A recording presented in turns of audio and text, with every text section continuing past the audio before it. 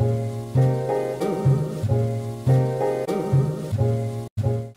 guys, it's Becca and today I have with me hopefully what's going to be a very helpful video. It's a video on how to dress a bit more creatively. So I have 4 simple tips with me today and they're very easy to follow because they're just sort of to help you get started. In this video we'll also have a part 2 coming up later. In this one I sort of be explaining, you know, like sharing my tips with you guys and explaining the tips. And in the second part of the video, I will actually be utilizing these tips where I'll be starting with like a really plain typical outfit and then, you know, adding on these tips to make it a bit more interesting. Should be fun. Also, very serious, I'd like to also apologize for the appearance of my double chin in this video. I've got a tripod that's like not quite tall enough, it's slightly at a lower angle looking up at me, so yeah, you might see it from time to time. I think I should look for a new tripod, or maybe I should just lose some face fat.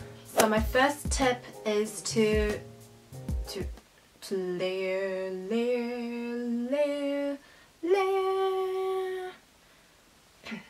It's to layer. Layering is not something that's only reserved for winter people. You can also do it in the summer and all the little months in between. This is how. Layering adds so many more opportunities and so much more dimension to your outfit. You can wear a mesh top in the summer, or in the winter you can wear a turtleneck under a t-shirt or a sweater. Or you can wear a cami, like a tank top, over a blouse or a vest. That was really good for people who don't like to show too much skin. You can wear a singlet under a blouse. You can wear like a t-shirt underneath like a strappy dress, like a spaghetti strap dress. That one's really cute.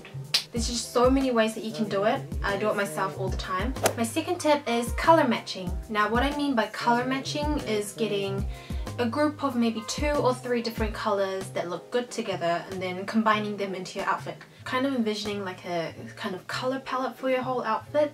So you could get maybe like 2 or 3 of the same color but different shades. So for example, maybe like a pink and then a kind of darker red. Or you could also get completely different colors that also look good together. So I personally really like red and blue. I think they give off a sort of playful, childish, kind of sporty look when they're put together. So going back to the color palette idea, if you're stuck on what kind of colors look good together, then you can always just go on Google search, do a quick little search, type in something like pretty color palettes or color combinations and get your inspiration from there. You might notice while searching that people usually tend to put like the muted colors with muted colors and like neon colors with neon colors, earthy tones with earthy tones. They don't always look too good when, you know, they're all mixed up. That's because like the undertones and stuff like that are what kind of make them harmonize.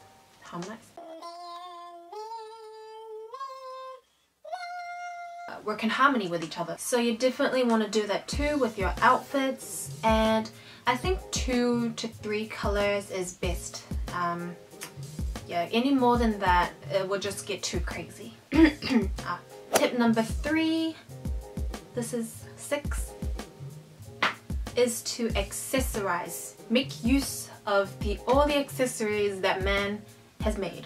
I'm sure you all know this already. The right kind of accessories can totally elevate your outfit and make it look so much more interesting and look like you've put so much more thought into it. There's so many accessories out there, but the problem is also that there's so many accessories out there, so it's really important that you choose the right one. If you're wanting to dress more creatively, then definitely go for look out for something that's, you know, kind of unusual and quirky. So is it made out of like unusual material or like weird design? Like for example, is it made out of wood? And you know, there's just so many designs out there, but I think at the end of the day you want to get something that you're going to get its full worth out of. You're going to wear it really often and it's going to go with a lot of things. So like really extravagant, you know, like bedazzled crystal earrings are great, but I think the most versatile designs that go with a lot of things are like the really minimal kind of designs. So my tip is to look for something that's simple yet eye-catching and you'll probably be way more satisfied in the long run. And my fourth and last tip is to shop wisely. Start from the root. So once again, just always, when you're out shopping, just always be looking out for, you know, unusual designs, patterns, and colors. So for example, does it have like, you know, giant extra big cuffs, or does it have like, I don't know, a collar that's like super massive but you can also tie it in a bow? Or is it like a red but it's not just a plain red, it's like a brick rust red that you've never seen before? And also get your inspiration from people on social media, accounts that you like. I know people have been already doing this like subconsciously. I know people get a lot from Tumblr and YouTube, but I think the ones that really opened my eyes to like a whole different range of styles and really like helped develop my personal style was Instagram, because there's just so many different accounts and so much good content that they're putting out there that you're definitely gonna find one that you really like. I think YouTube, it takes a bit longer and it's a bit harder, just because you have to click on the video and you have to watch the entire video. But on Instagram, it's a lot quicker. You can just click on the account, scroll, go to the next account, scroll.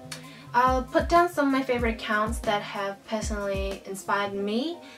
So go check them out when you have a bit of free time. And also there's always your favorite celebrities to look at, because music videos, photo shoots and stuff like that, they're usually dressed by a stylist. So it's definitely not a bad idea to look at them and get inspiration from them, because, you know, they were styled by professionals. I'm no professional, but I'm actually thinking of doing a video series on some celebrities, music videos, kind of doing like whole looks that are inspired by them.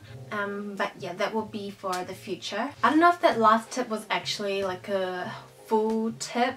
It's kind of like a half tip, wasn't it?